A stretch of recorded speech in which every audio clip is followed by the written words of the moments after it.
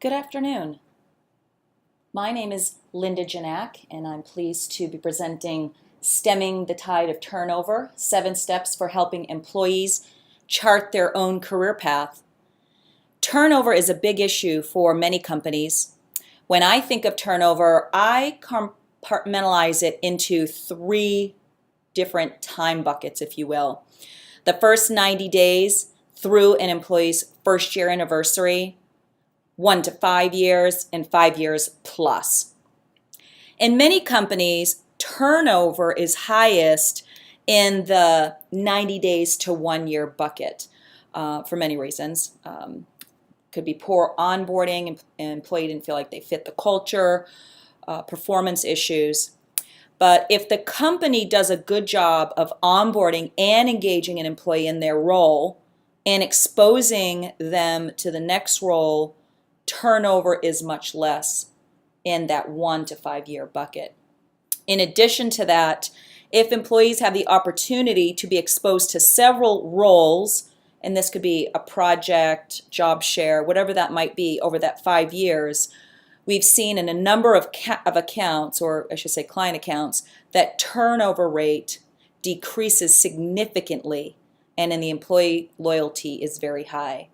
So the topic of this presentation is how do we get employees to stay with our company longer by building out an effective career path so that they can see their future. As I said, my name is Linda Ginac. I am the president and CEO of TalentGuard. We are a full-service talent management software and consulting company. Let's look at the topic of employee engagement. Deloitte recently published the 2015 Global Human Capital Trends Report. And in that report, they assessed over 3,300 different businesses about their top HR challenges and readiness to solve these issues. In that report, they identified about 10 major areas of concern, and they're listed here on this presentation from culture and engagement through people, data, everywhere.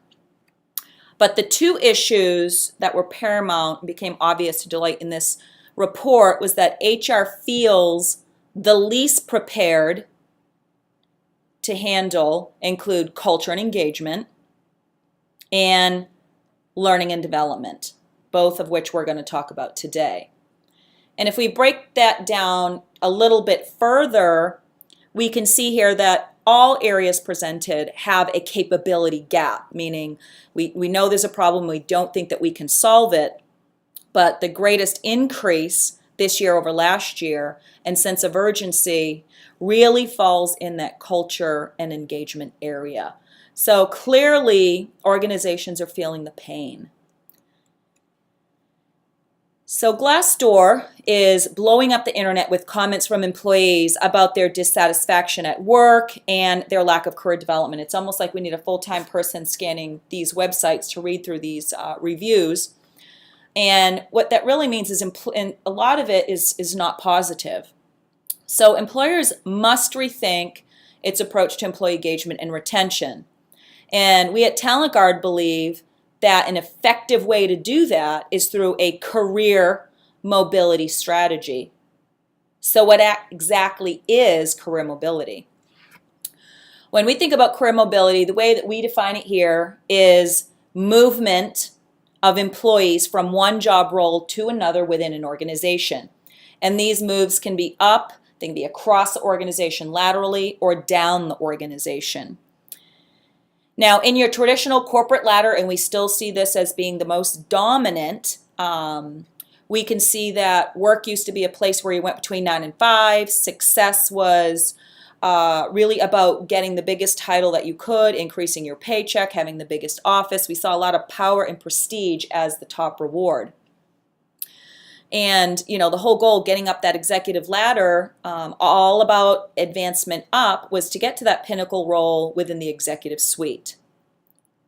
And in addition to that, work was a place that you went to, did your work, and then you went home and your personal life was your own. That's changing. Our world is so much different, and our workforce is being raised in different ways as well, and that's because of technology. So I really believe that this shift toward the corporate lattice really describes this changing world. Organization structures are flatter. In the news recently, we read about Zappos removing their entire management layer. That's a big shock to the system, and we saw that over 220 some odd employees left immediately upon that notice. So it's something that you have to get used to. It's a new culture shift. Careers, because of these types of shifts and the decentralization and the flatter structures, careers are being more mass customized on a broader scale, and authority is being more distributed. So career movement isn't necessarily up. We're moving people over, a lot more lateral moves. And we're seeing some downward moves, with baby boomers being one of the largest populations still. Baby boomers do not want to be in a position where they have forced retirement, especially if they're healthy and their mind is agile. They really want to decelerate their career. They don't want as much responsibility. They may not want to travel as much as they used to, but they still want to be a contributor to the workforce. So what roles can we put them into that allow some of that upward mobility for others who do want to get into management, but still maintaining that intellectual capital? So the lattice, as just a ground setter, that's how we're looking at these terms for the context of this presentation. Now, there are many types of career mobility. As we said, there's the lattice, which is the focus of the rest of this presentation. However, career mobility really must be ingrained in an organization's culture and business practice. The intimate focus on the employee's professional development communicates that you're committed to their growth. They're really basing their judgment on that fact. It presents a huge shift in mindset about how you're going to source talent. The majority of people, when we put up a vacancy for a role, the immediate thing we want to do is post a job on one of the major job boards. We have to retrain our managers to rethink about how we source internally to fill roles across departments, divisions, and geographies. And that's not easy to do.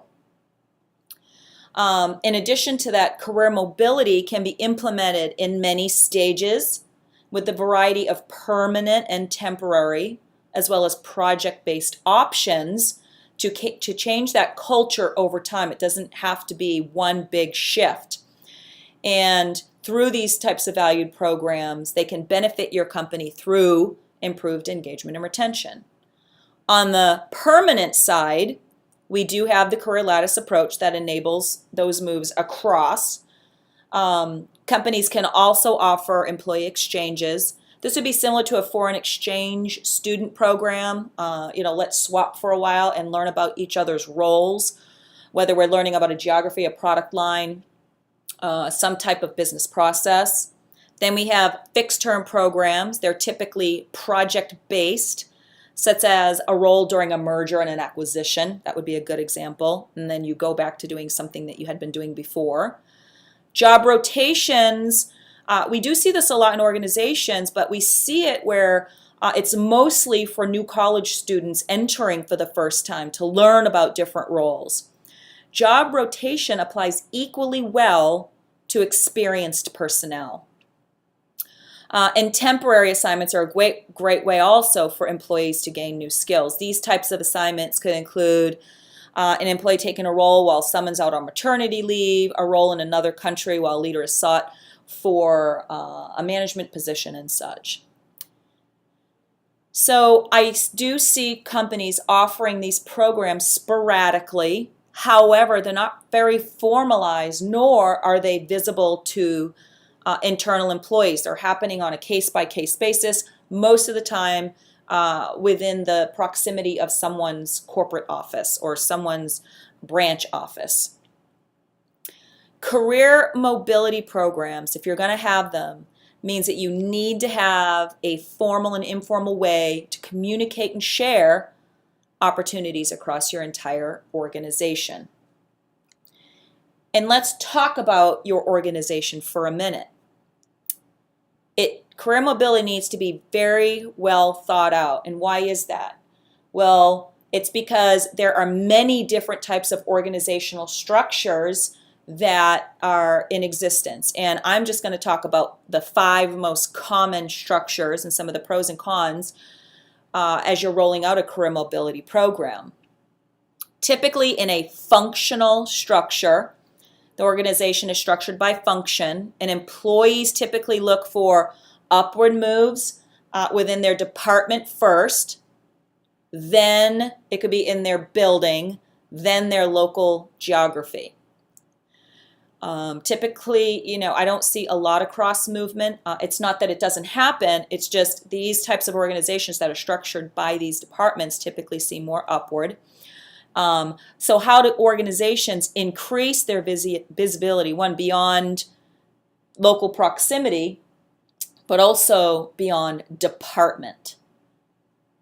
In a product organization, employers typically search, or managers typically search for employees with specific product expertise and functional skills.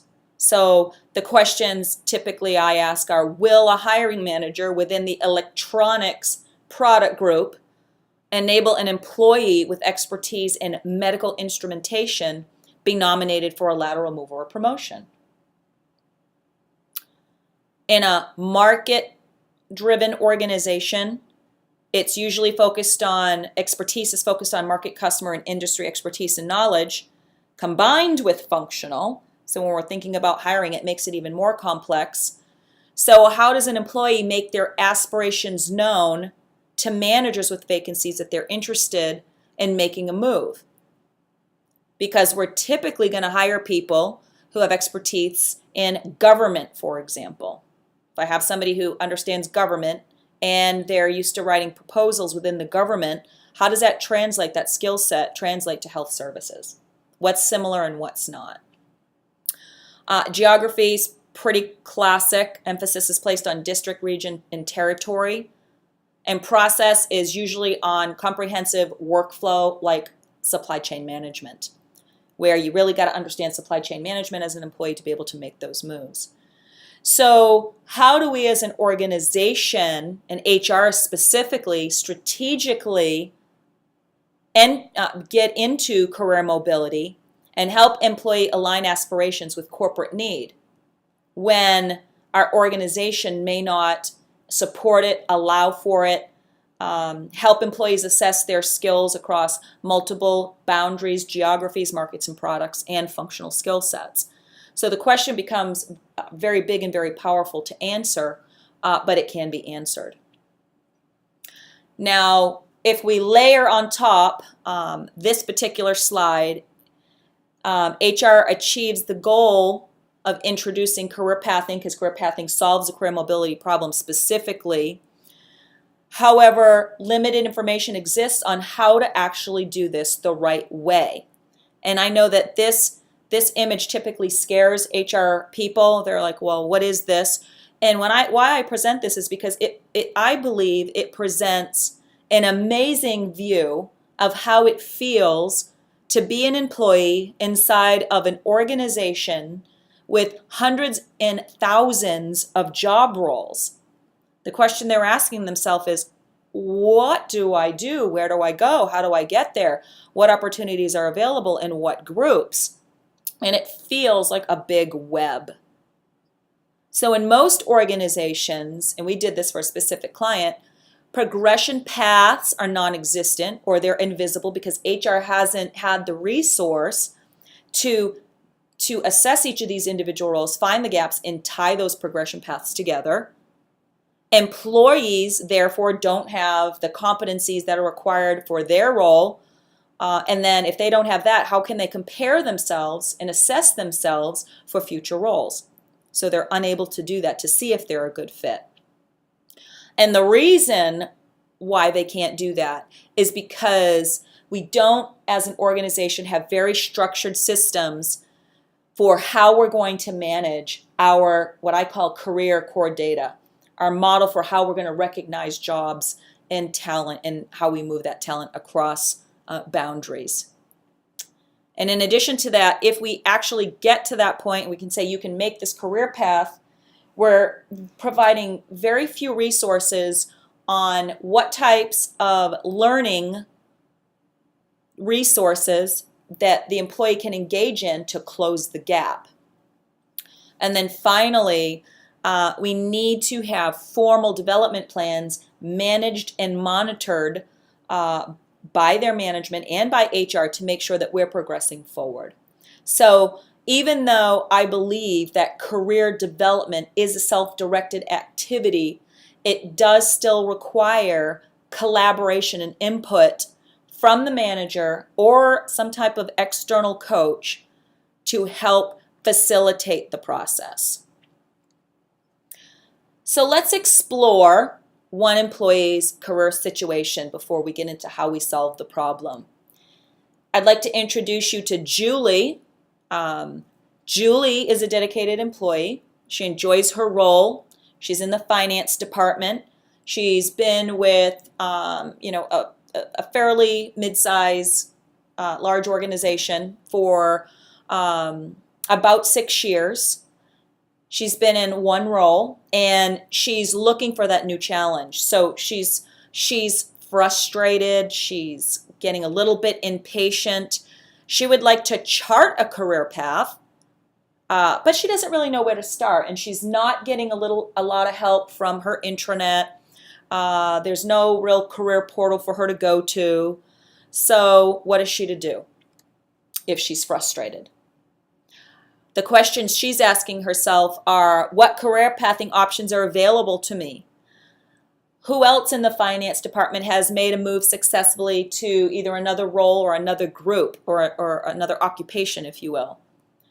How can I start charting a career path when I don't really know what my skill set looks like because I've not been able to self-assess or have an assessment from my manager? And where do I look to see what vacancies we have? Well, the actions that Julie took was she met with her manager face-to-face to identify opportunities, but her manager only knew it was in his span of control. There was very few opportunities presented on a public job site, on an intranet site. She went to HR, and because I had HR business partners, they only had context within their particular view. She's tried to reach out to managers just to explore and do informational interviews about what might be upcoming in their group. And she's enrolled in a bunch of self-directed training just to improve skills. But to what end? For what purpose? When she's not really sure where she can go. Does this skill apply to this job? And if it does, that's great. But what if it doesn't? Am I wasting time? This is what they're thinking, even though I believe that all development is good development. But people want to develop for purpose. And I read in an article, and I just found it interesting, as I am a mom of a 19-year-old, and I live in a community where we coordinated all the play dates, we coordinated all of the sports events, and they just didn't run out and play in the yard anymore. So these generations of children and young adults coming into the workforce are expecting some level of support and helping them plan and chart out the things that they need to do. And it's because of the behaviors that they learned growing up. So we need to think about that when it comes to the millennials and the generations after them, about their context and what we need to do as an organization to move our own context forward. So how do we move forward? And what we've put together are 7 steps that will help you think about your programs, the programs that you need to implement to help employees chart their own career paths. And these steps are based on the same steps that we would apply working with any new client on implementing a program like this. And we've taken the best of what we've done in those environments. So step 1, define your development culture. And I can't stress this enough. What do you want your career development culture to look like? What types of career moves do you want to support? How does your rating scale in performance, if you rate on a 1 to 5 and you have excellent to poor, does that really support a development culture? Or do you need to have a rating scale that talks about the stage of development that the person is in? And I give examples of that later on.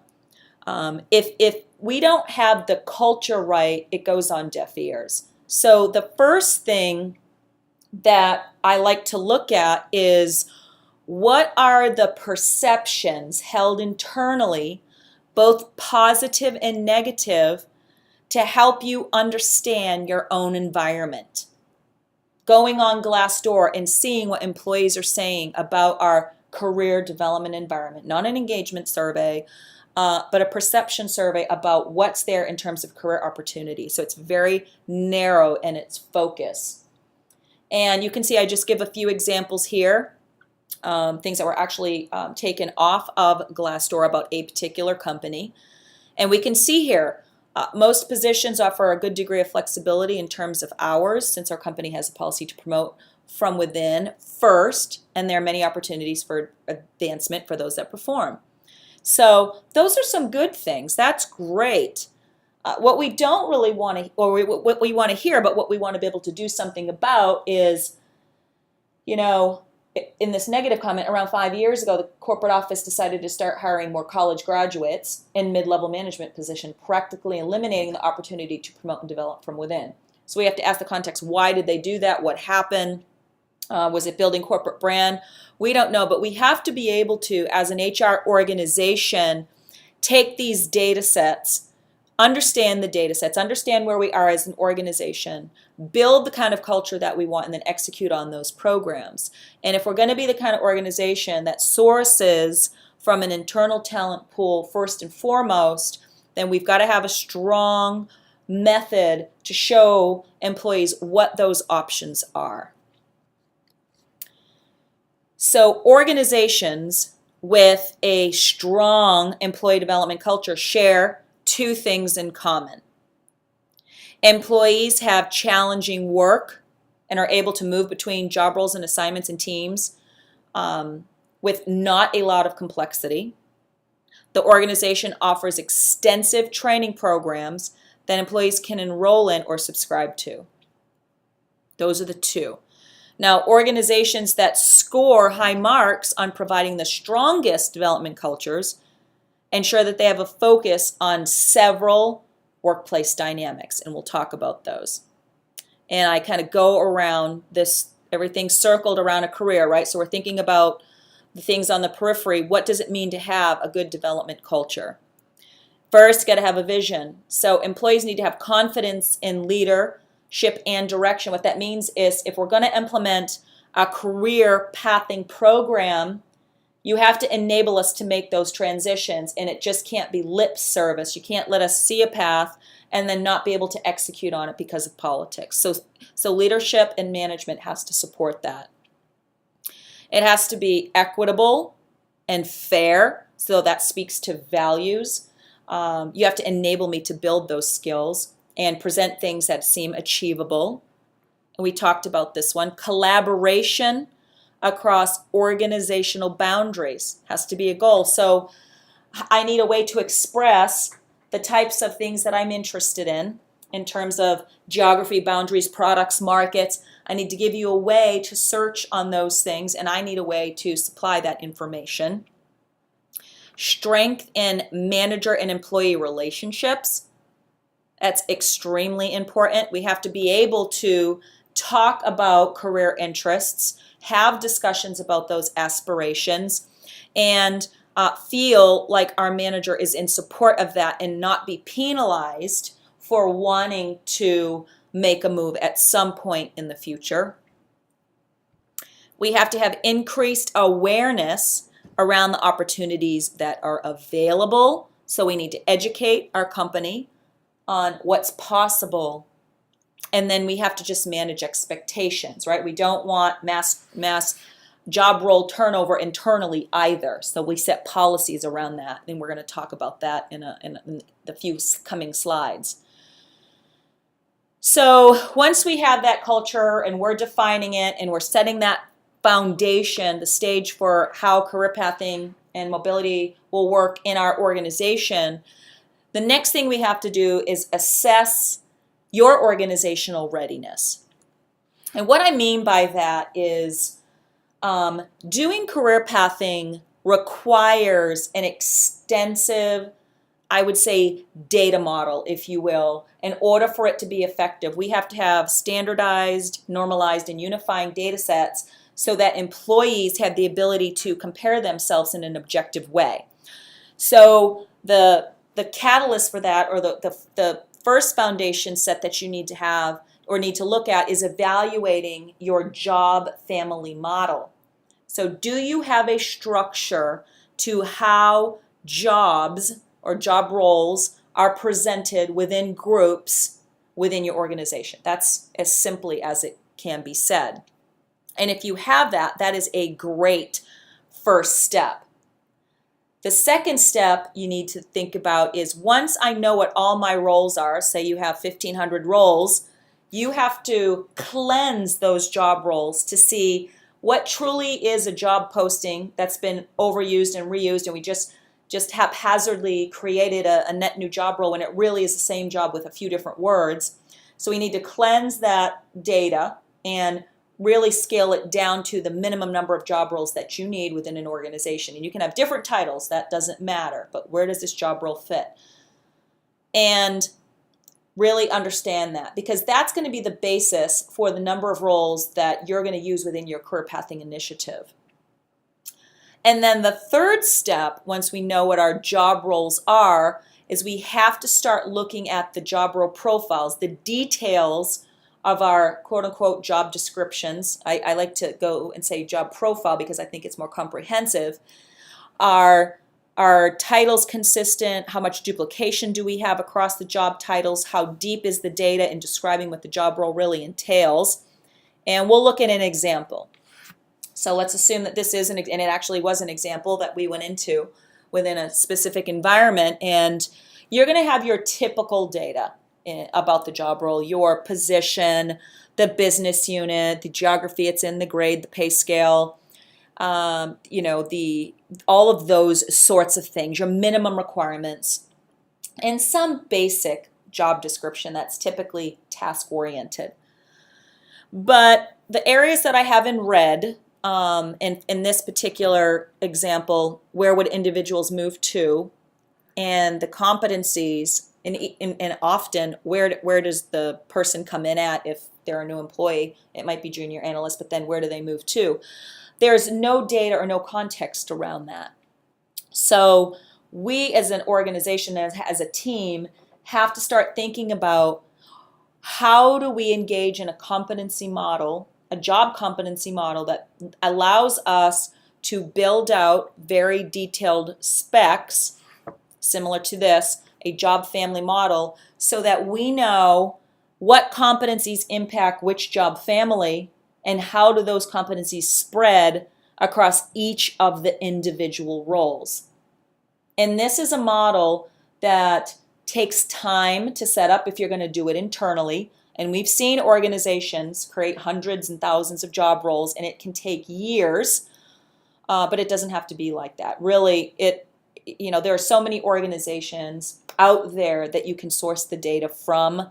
I don't think that any one organization should be creating their own from scratch. They should buy and then alter.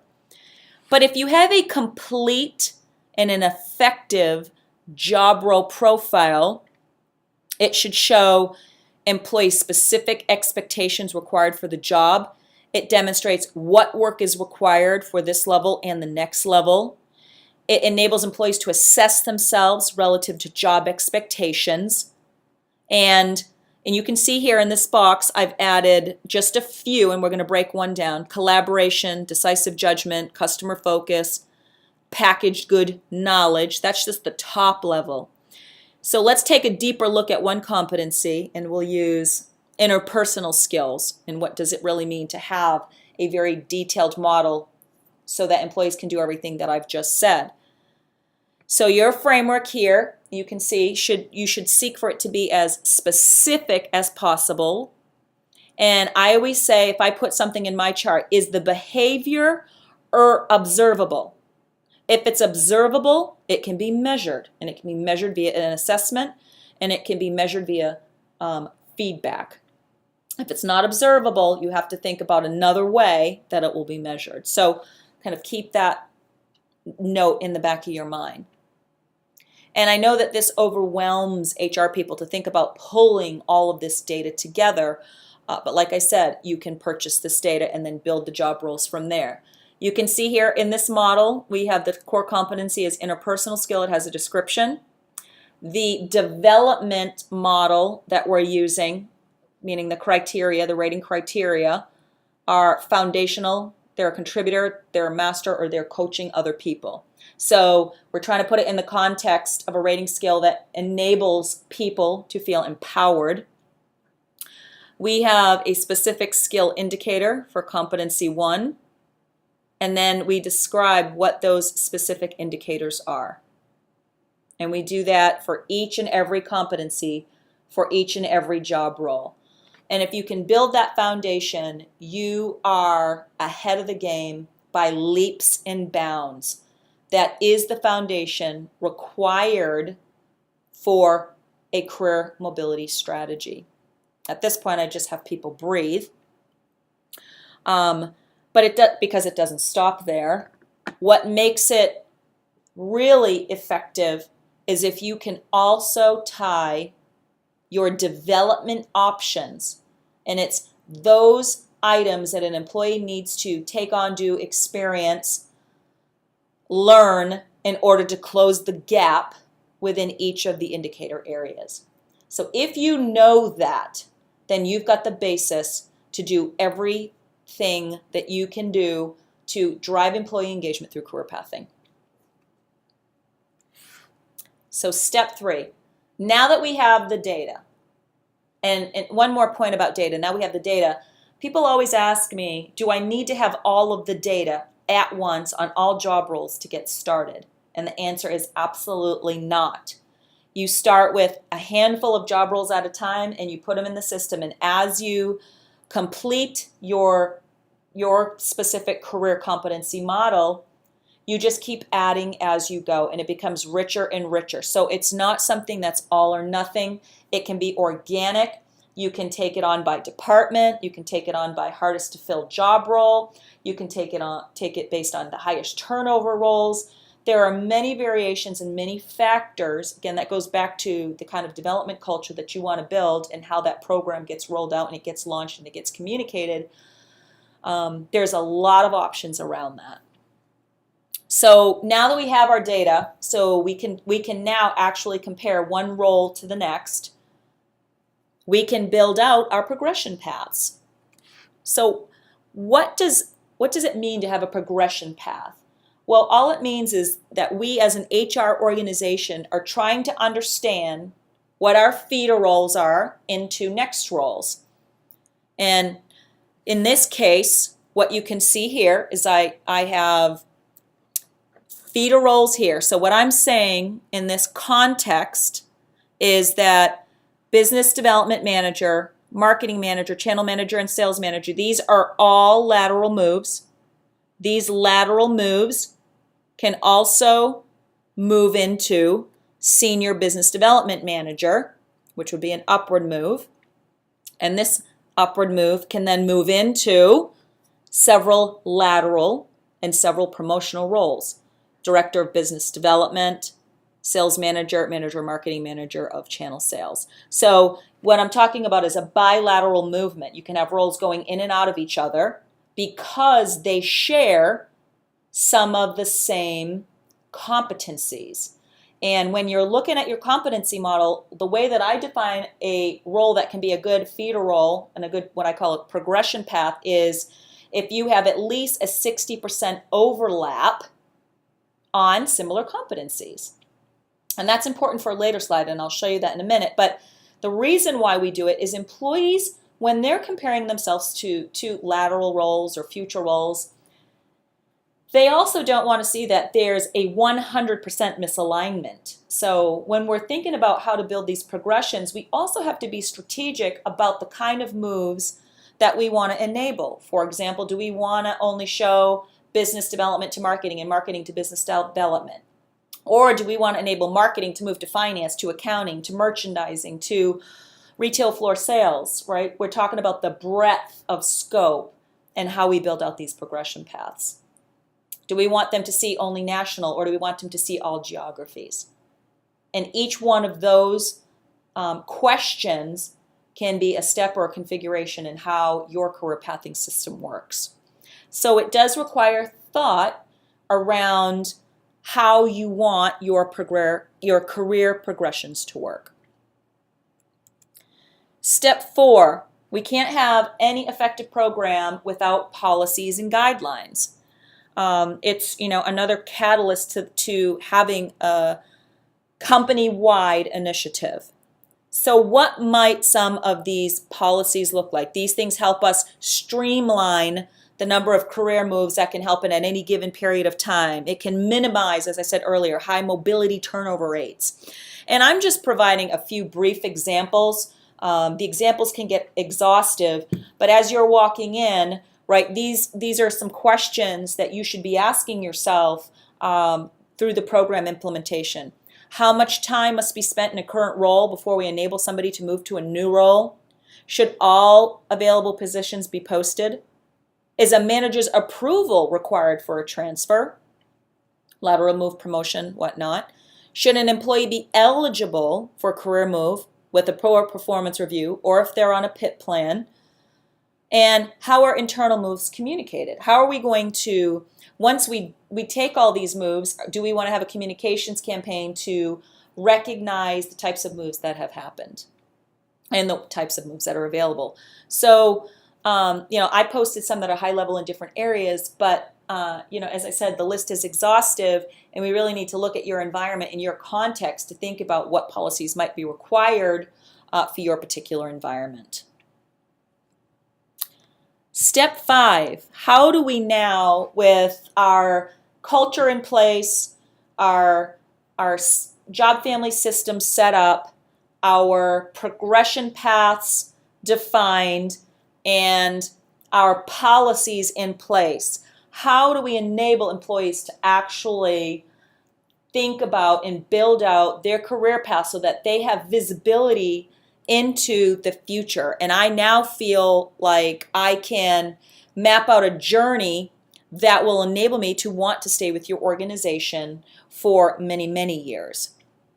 And as you saw in our, what I call that career complexity slide with all those moves all over the place, it would have been impossible for Julie, our example case study, to map out a career path based on all of those potential progression paths. It was really hard to follow those lines. So we need to make it easy for people like Julie to identify potential opportunities, to compare her skills to future jobs, identify gaps, and provide learning resources on how to close those gaps. And this is an example in an automated fashion that TalentGuard provides to ease this process. And what you're seeing here is this would be Julie in the middle.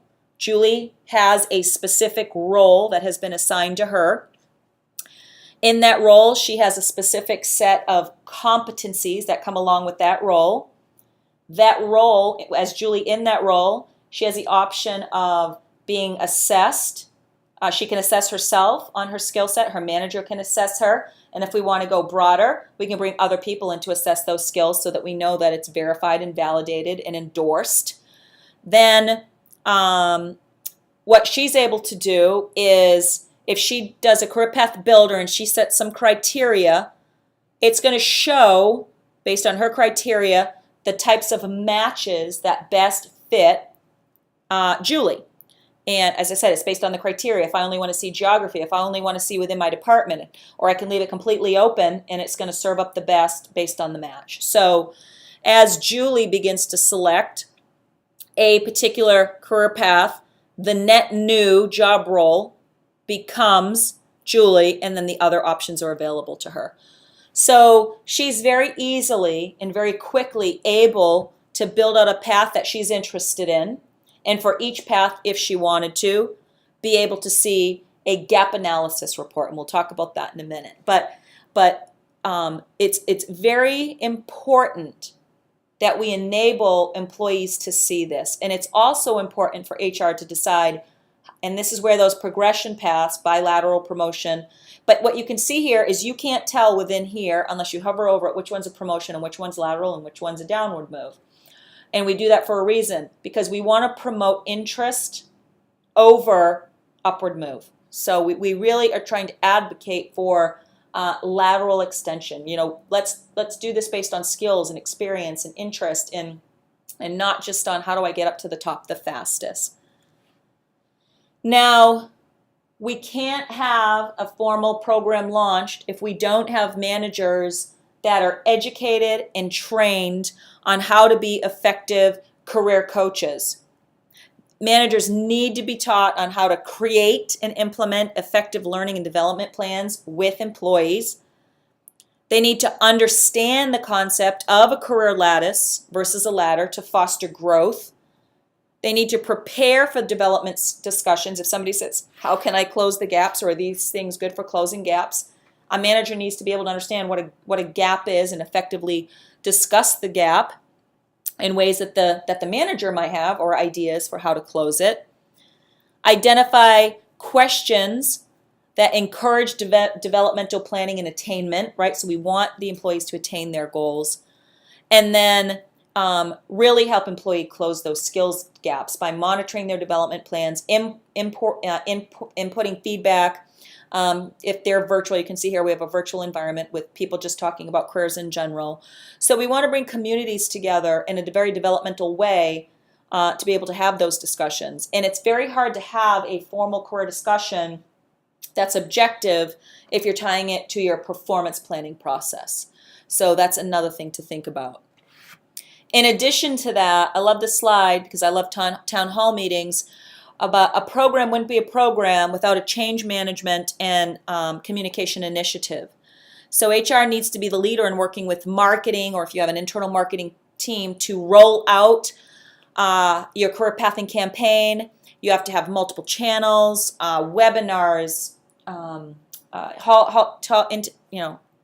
events like this, email campaigns, give opportunities to employees to ask questions about what it means for career pathing and be open with it. So I can't say enough about these types of initiatives from a change management perspective. Step 6, so once we have this career pathing, employees are in the mode, they're building these career development plans, we must enable them to implement on the development. So how can we now really think about having fruitful conversations with our managers as we're in development, as we're identifying opportunities, as we're wanting to learn more about it, as and all of this data, of course, right, would be feeding. You can imagine the amounts of data, because we have not only the assessment, sometimes we'll have their performance data, we have their entire work history. And if managers are now doing succession, or your HR executive team, whoever handles that in your organization, we can start utilizing that information, that deep data set, to now start sourcing internally for employees. If I have a vacancy, for example, I'm opening a new branch in El Paso, Texas, and I'm looking for a new district manager. I can say I'm looking for a district manager who wants to move to El Paso, who speaks Spanish, who has all of these skills and experiences and qualifications and preferences at these levels. Show me who can help me do that. So it works both on the manager's perspective and on the employee's perspective, because our aspirations are getting expressed, we're finding our own career opportunities, and those career opportunities are now finding us because we've got matches. So now we're looking, now we have to identify the career gaps. So for an employee, they want to know specifically what they're missing. You can't just say to them, you're missing communication skills. That means nothing to anyone. Well, is it verbal? Is it written? Is it executive level? Is it that I need to get more project-based in my communication? We really need to define it, and the indicators help define it so that we can serve up a plan that helps employees develop relevant skills toward a particular role, and they can be self-directed. They don't have to guess and search on Google and spend endless hours in an LMS or online thinking, well, how am I going to close this gap? Because I'm not sure. So serving up those development resources based on their, I even say serve up development options even if they're green. Green is I'm actually doing quite well. Yellow is I'm in development, and red means you don't have it. So we need to be able to either have an LMS or have an employee portal, or what I typically do is serve up free courseware as long as it closes the gap, and typically we can identify that for employees who need to close gaps, and it doesn't need to be expensive. It can be on a small budget as well. And then sometimes, you managers are not enough, and some organizations have started thinking about how do we leverage career coaching in a different way to accelerate the development of employees for certain roles. And some of them have formal career centers where career coaches are in those career centers and employees are going and having these dialogues. Some have external career coaches. Some are training their HR or devs or development people as career coaches. I think it's a very effective strategy because they're skilled and experienced in moving employees through transition. So I can't say enough about accelerating development through that process. And then finally, realizing the value. With the program in motion, it's important as an HR team to measure the return on investment, but what does that really mean? Well, it can mean a lot of things for a lot of different organizations, but at some point the CEO is going to say, was it effective? Did it add value to the organization? And are employees more engaged?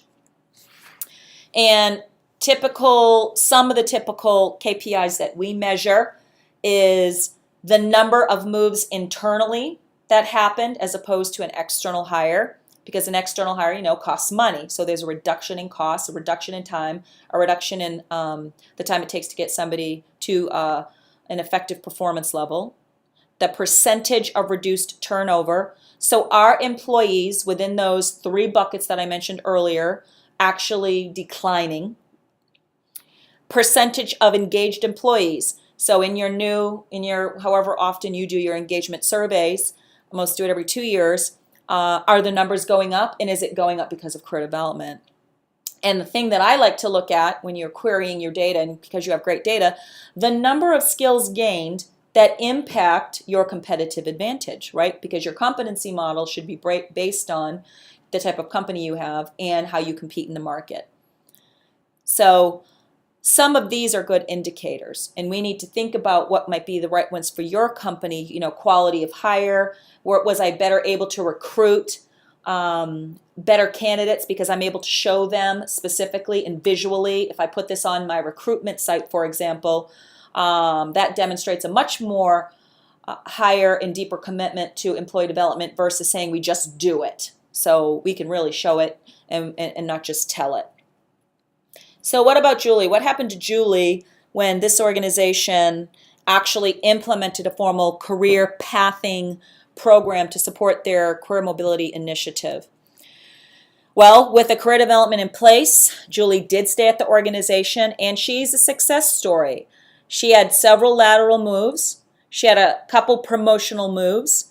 And not only that, Julie, this is actually a picture that's on the website. Julie's picture was on the recruitment site. It's on their internal site. She was able to talk to town hall meetings about how she navigated the organization and what it meant to her. In addition to that, I believe that career pathing impacts your overall brand, the overall commitment that an organization is making to their employees. And I believe that your numbers on Glassdoor will significantly go up as well. And we're tracking those types of external social components as well. So career pathing truly did redefine engagement for Julie. She was more motivated. She definitely had greater job satisfaction. When we got her past, the next 4 or 5 years in the role as showed in that picture, she felt much more loyal to the organization. She knew about a lot of the business units. She was gaining new skills. She could see she had an opportunity to move up and across. And she just feels overall more valued. So that's, I believe, a huge component of the people development organization. But not only that, there was a huge impact to the organization. We're introducing new approaches to learning and development to close gaps. We're reducing the cost of new hires. We're dramatically increasing engagement. We're reinventing the types of HR programs that can be introduced, and it's not the same old, same old. Career pathing is the next big thing. It will, and it has, proven to be effective in driving engagement. And I really do believe that if you get career pathing right, the way you do succession offers a new playbook. You really can do it based on objective skill development and objective sourcing, and not just using the sticky yellow things we put up on a board to say who our next successors should be. That commences the formal part of the presentation. This presentation was done a little bit differently. I'm delivering it on demand, as you know, so that we can provide a live Q&A session after you've had time to review the presentation, to think about how career pathing impacts your company, to assess what I've said against what you're doing currently, and you can take that time to think, come up with great questions, and then bring them to the webinar so that we can have a discussion about career pathing in your organization so that you can overcome challenges. And I have the URL here within this presentation so that you can actually go and register. Finally, just a couple notes about TalentGuard. As I said, we are a full talent management suite. Very competitive in the market. It's a single unified cloud suite. We're based on something highly unique, which is we call our Career Core Competency Framework. This helps set that standardization and normalization for how the data needs to be served up, and we also provide the data so that you don't have to recreate it. It's modular. You can see here the modules that we have. Specifically, we were talking about career pathing and slightly touched on succession a little bit. We have a highly intuitive user experience, and the thing that I like, and I'm not seeing a lot of vendors do, is we offer end user customer support. So we don't provide support only to HR people.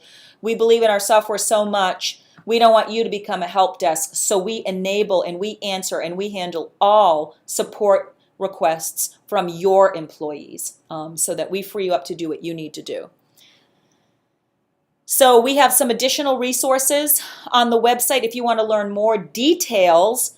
There's driving employee engagement through career pathing. That's a great download. Also in our Learning Center is how to build a career development framework, which is a lot more detail on the 7 steps than I've presented here. And we also have a white paper that you can download. And with that, I'm going to say thank you very much for your time, and I hope to see you on the Q&A.